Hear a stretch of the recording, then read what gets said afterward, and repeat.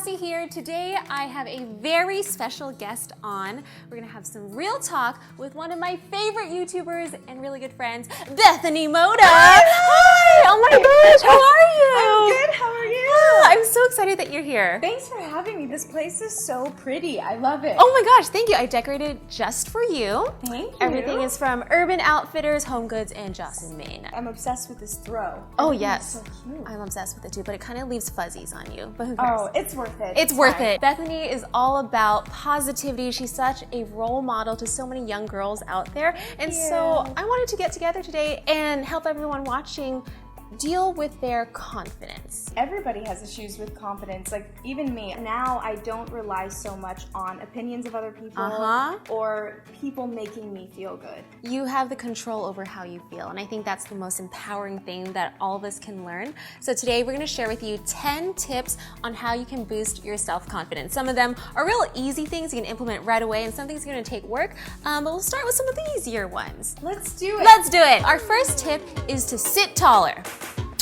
There you go. That's it. We did that in like half a second. Did it. It is proven that when you sit taller and you're not slouching, not only do you feel more confident inside, but others perceive you as more confident, so people treat you differently. A couple of years ago, I noticed I was always slouched over, Yeah. and this is a very defeated pose. It like, is. You know, Like, it's just you're feeling, just you're lost. not up and you're not open. If you're in a social setting, someone may not want to come up to you because this is kind of closed off. Right, Whereas right. if you're open and you're like showing people that you're confident and you're willing to talk, like you're more open to socializing and people feeling comfortable to come up and speak with you. Exactly. It's more inviting. Right. Exercise. I recently started exercising a lot more and it genuinely feels so good. Also, I think because now I exercise for a different reason. I feel like in the past I used to exercise because, oh my gosh, I need to lose weight. I need to look like this because society tells me that I need to look like that. Whereas now I work out because I want to take care of my body. I just feel like you speak from exercise enlightenment because so many people get stuck on the vanity of it, right? And I'm guilty of that. I'm sure a lot of people like, I want six-pack abs or I want this type of booty, and like that's fine, but it's not going to last you for the long run because it's all about how you feel. Number 3, listen to your favorite songs. I love this one. Anytime that I need a mood boost, I just like put on my favorite music and I dance in front of my mirror and it just changes my total like mental state. I don't think you need to be a good dancer or any of that. Just like feel the music and just have a good time. Well, you were amazing on Dancing with the Stars, let me tell you that. That was really cool. That's like my dream, to be able to dance with Derek Huff. Like, whoa, that was really cool. That was really cool. Pretty cool. And to wear all those sequin dresses, like that is the dream. That was so much fun. So I did some research and I found out that when you listen to music that has more bass in it, it actually makes you feel more powerful. You know, like listening to hardcore rap and that. Do you ever do that? Yeah. And you just kind of feel like, Arr. Yeah. Number 4, compliment yourself. One of my ways that I like to do this is I kind of like to focus on the things that I may not see as perfect or like the imperfections that I have. Those are the things that I really like to admire about myself and learn to genuinely love and appreciate. So can I dig a little bit deeper? What's like that thing that you're not confident about? Because you're so beautiful and you appear so confident, but I know we all have some insecurities.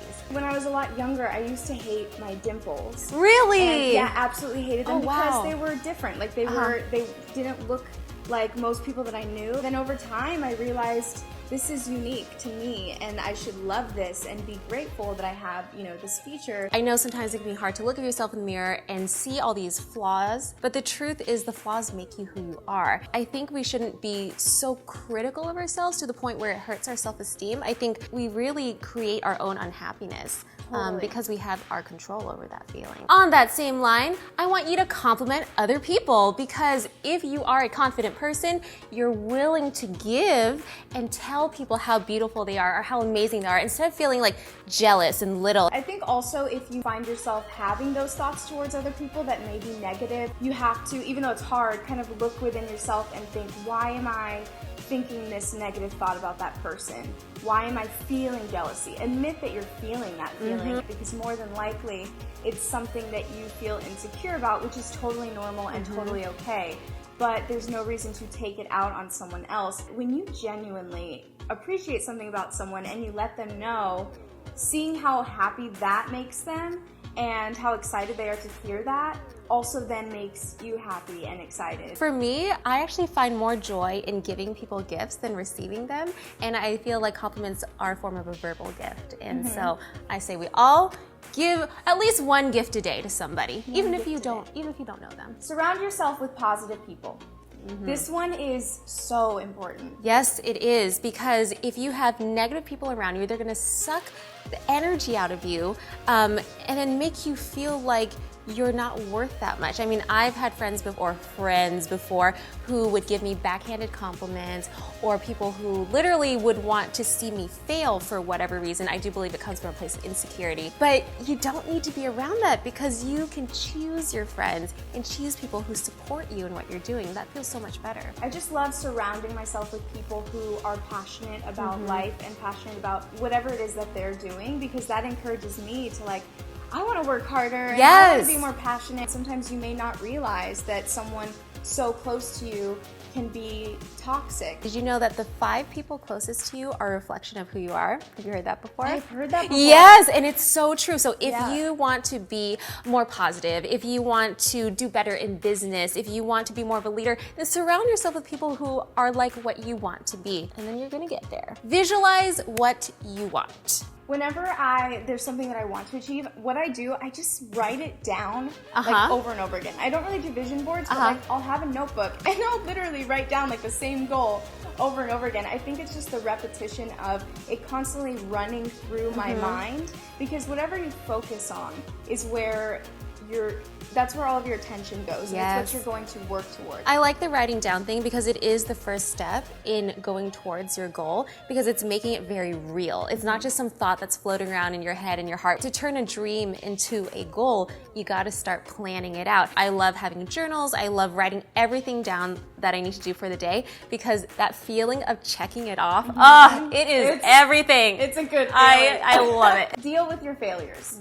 This one is something I've learned so much about in the past few years. Yeah. I genuinely see failure as an opportunity to grow and learn. Yes. Because I used to see failure as, oh my gosh, I failed, I did it wrong. But anytime I've ever failed or experienced pain in some way in a challenging experience, it's always had, for some reason, a beautiful result. I was cyberbullied, and then I got into YouTube. If you can be resilient and pick yourself up from that fall, that's the entire learning experience. It's this incredible feeling, because you're like, I'm not standing still anymore. Yeah. And I'm okay with failing again. Yeah. And I understand that it's going to happen, and it happens to everybody, and I'm willing to take it. Practice. So if you feel like you kind of suck at something, there's 2 ways to deal with it. First, you could sit there and feel really bad and not ever want to do it again. Or you can admit to yourself that, hey, I'm actually not that great, but I'm gonna practice on making it better. Public speaking was something that used to terrify me a lot.